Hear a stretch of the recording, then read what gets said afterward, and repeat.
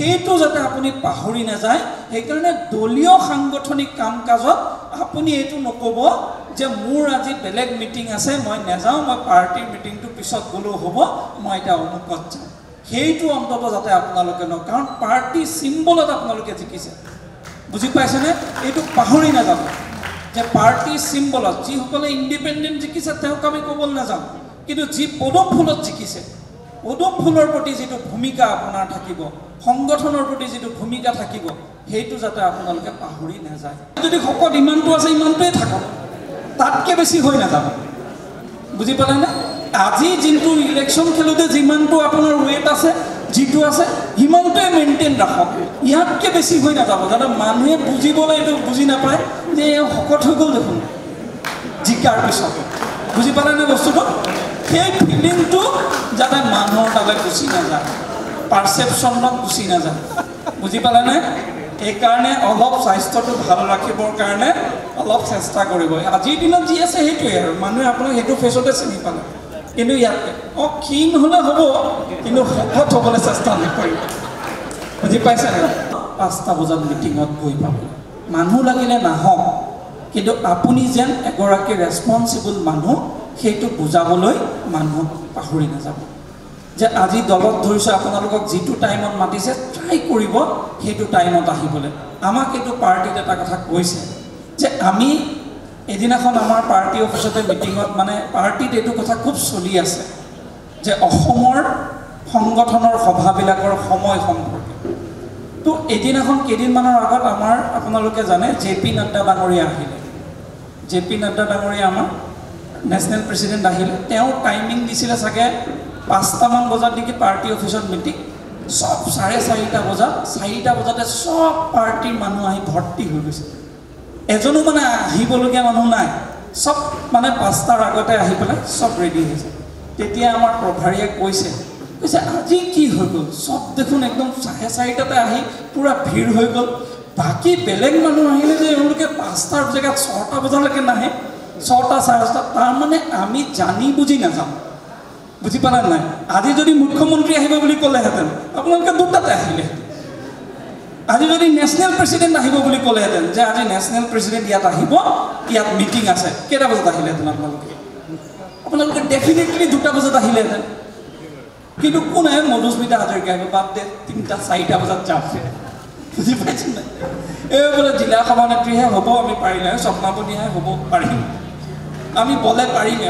কিন্তু যেতিয়া বলে নোৱাৰা মানুহ আহি যাব তেতিয়া লাগিব নাই নাই আমাক টাইমিঙত দিছে এওঁ আমাক দিগদাৰ কৰিব টাইমিঙতকৈ আগত যাম তাৰমানে আমি নিজে ক্ৰিয়েট কৰোঁ সময়টো মেইনটেইন নকৰোঁ আৰু আমাৰ পৰা যেতিয়া আমি জনপ্ৰতিনিধি হওঁ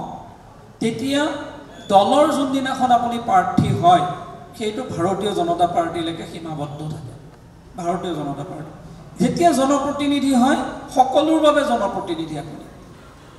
আজি আপুনি যেতিয়া জিলা পৰিষদৰ সদস্য হৈছে গোটেই সমষ্টিটোত যিমান মানুহ আছে সকলোৰে প্ৰতিনিধি আপুনি এজন অকল বিজেপিৰ প্ৰতিনিধি নহয় সকলো মানুহৰে প্ৰতিনিধি আপুনি তাৰ মানে আপুনি সেই মানুহবিলাকৰ বিহাফত আপুনি আহিছে তো আপুনি এইটো বুজি পাৰিব লাগিব যে মই যেতিয়া কাৰোবাৰ বিহাফত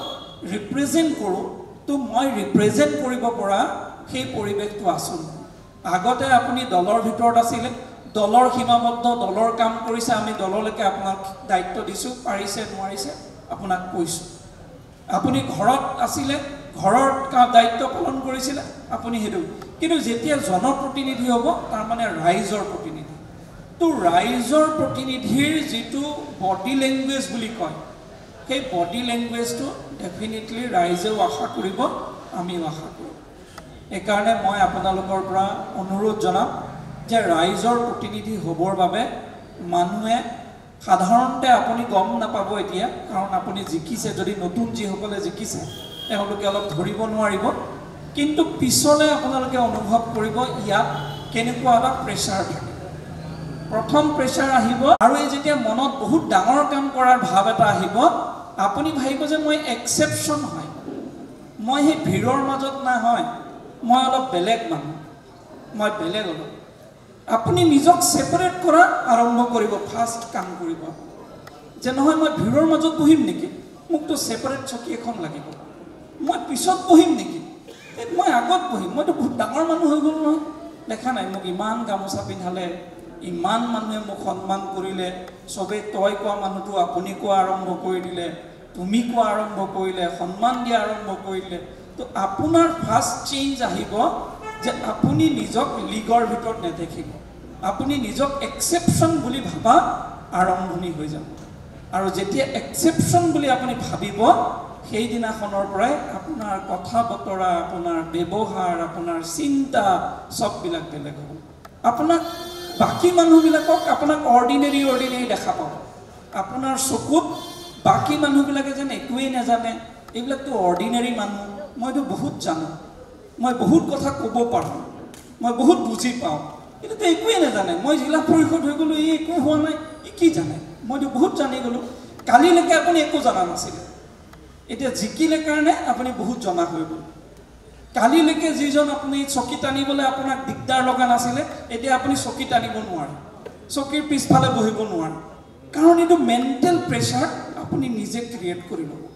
পিছফালে বহিলে আপুনি হীনমান্যতাত ভুগিব, ইনফেৰিয়ৰিটি কমপ্লেক্সত ভুগিব। আপোনাক লাগিব ফাৰ্ষ্ট ইয়েৰ এখন,